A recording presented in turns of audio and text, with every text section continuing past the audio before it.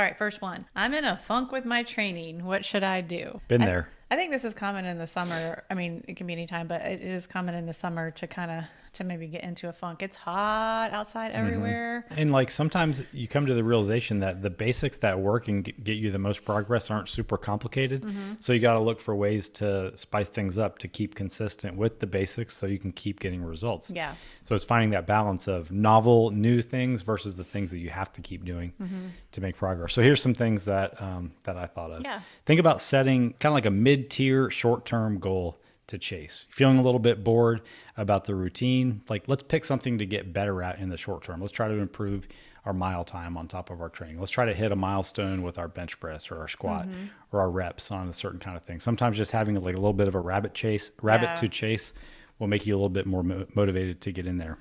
Add something to your training that you love. Keep doing the things that you know you have to do, and then add in something that maybe you feel like you used to do and really like, but for some reason stopped doing. Maybe that is running. Maybe you know the benefits of strength training, or you've just been doing CrossFit or whatever, but you know you really like riding a bike. Throw that into your training, even if you have to pull out an element. Like add something that you look forward to. Find a friend, the buddy system. Yeah. Pull your neighbor in to look over your shoulder. I have several clients whose spouses do the training program that I write for my client, just kind of shadowing them because they like to do work out together. Yeah. This works for roping your kids into it too.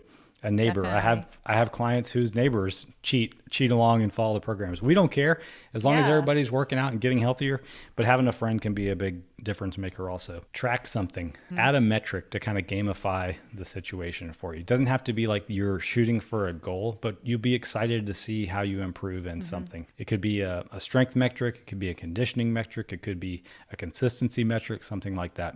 Finding a buddy is, I think, one of the best suggestions, because finding someone that you're going to work out with puts a time on it. You guys both have to think about what days and what time are we going to work out, and that's like set up. Yep. And sometimes you might have a hesitation of like, oh, I don't want to like put that in concrete for myself, but that will help if you are truly in a funk and you need that consistency and they might even need that accountability as well. Yeah. You guys meet up 3 or 4 times a week at a certain time and get this done. The last thing I was going to say was to think about giving yourself a little micro reward for sticking with the process. Is there like a piece of clothing that you've been eyeing up that you want to buy, but you've been kind of on the fence? Not really a necessity, but it's a want.